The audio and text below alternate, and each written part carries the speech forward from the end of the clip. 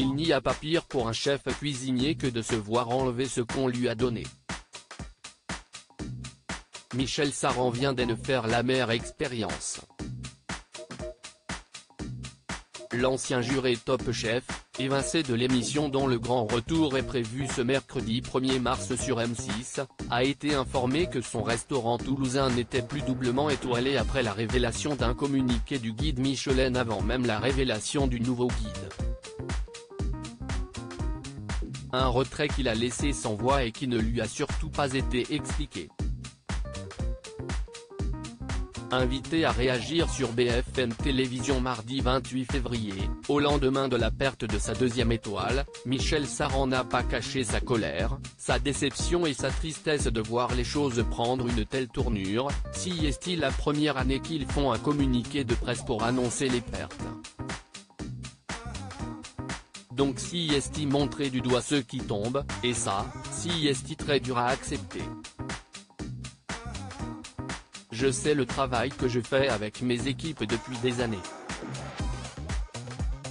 Le restaurant est plein midi et soir, on se remet en question en permanence. Ça ne s'arrête pas, mais ça fait mal. Si est-il l'ego qui en prend un coup. Conscient du choc que cette nouvelle a pu provoquer chez ses employés, Michel Saran a regretté de ne pas être à leur côté ces derniers jours. À Dubaï pour l'ouverture d'un nouveau restaurant, le chef de 61 ans compte bien rattraper le temps perdu et parler en profondeur de cette rétrogradation avec les personnes concernées. J'ai appelé tout de suite ma chef de cuisine et mon directeur de salle qui ont été extrêmement peinés. J'ai voulu leur enlever une part de responsabilité qu'ils s'octroient. Si est une équipe. J'ai eu quelques larmes malgré son optimisme. Michel Saran n'a pas caché qu'il avait beaucoup de mal à encaisser. Le patron du guide m'a appelé en me disant qu'il continuerait la promotion de mon restaurant avec une seule étoile. Si est comme ça que j'ai compris que j'en avais perdu une. Quand je l'ai eu au téléphone, j'étais dans la colère et l'incompréhension.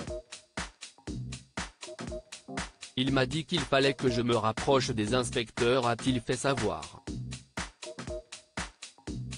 Il a notamment qualifié d'irrespectueuse la manière de faire du guide Michelin. Je trouve que ce n'est pas respectueux du travail qui est fourni par les équipes, d'autant qu'on sort d'une période compliquée, avec le Covid, l'inflation, les difficultés de recrutement, etc.